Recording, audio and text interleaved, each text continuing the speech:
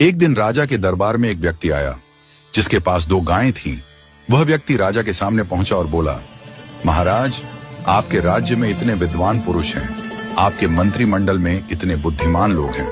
मैं एक साधारण सा प्रश्न पूछना चाहता हूं। क्या आप मुझे यह बता सकते हैं कि इन 2 गायों में मां कौन है और बेटी कौन? राजा ने दोनों गायों का ध्यानपूर्वक निरीक्षण किया। उसने देखा कि दोनों गायें बिल्कुल एक जैसी थीं। रंग, आकार और स्वभाव में कोई अंतर नहीं था। राजा की समझ में नहीं आया कि मां कौन है और बेटी कौन। उसने अपने मंत्रिमंडल को बुलाया और सबसे बुद्धिमान मंत्री से कहा, तुम देखो और बताओ कि मां कौन है और बेटी कौन। मंत्री ने भी बड़ी बारीकी से दोनों गायों का निरीक्षण किया, लेकिन वह भी उत्तर नहीं दे पाया। धीरे धीरे मंत्रिमंडल के सभी सदस्यों ने कोशिश की, लेकिन कोई भी इस साधारण प्रश्न का उत्तर नहीं दे पाया।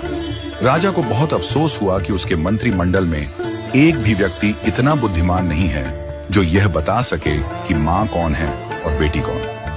जब सबसे बुद्धिमान मंत्री अपने घर पहुंचा तो वह बहुत चिंतित था। उसकी पत्नी ने पूछा, आज आप इतने परेशान क्यों हैं? क्या हुआ? मंत्री ने कहा, आज राजसभा में एक व्यक्ति 2 गायें लेकर आया था और पूछा कि इनमें मां कौन है और बेटी कौन। हम सबने देखा, लेकिन दोनों गायें एक जैसी दिखाई दी। कोई भी यह साधारण सा उत्तर नहीं दे पाया। मंत्री की पत्नी मुस्कुराई और बोली, कल मुझे भी राजसभा में ले चलिए, मैं इस प्रश्न का उत्तर देने की कोशिश करूंगी। अगले दिन जब राजसभा पुनः लगी, मंत्री ने राजा से अपनी पत्नी को सभा में लाने की अनुमति मांगी। राजा ने अनुमति दे दी। मंत्री की पत्नी को बुलाया गया और दोनों गायों को भी सभा में लाया गया। मंत्री की पत्नी ने कहा, महाराज, मुझे एक अवसर दें। उसने दोनों गायों के सामने घास के एक एक टोकरे रखवाए। जब दोनों गायें घास खाने लगीं, तो थोड़ी देर बाद मंत्री की पत्नी ने घोषणा की, यह गाय मां है और यह गाय बेटी है। वह व्यक्ति जो गायें लेकर आया था, उसने तुरंत सहमति जताई और कहा, आपने बिल्कुल सही पहचाना। राजा ने आश्चर्य से पूछा, तुम्हें कैसे पता चला कि मां कौन है और बेटी कौन?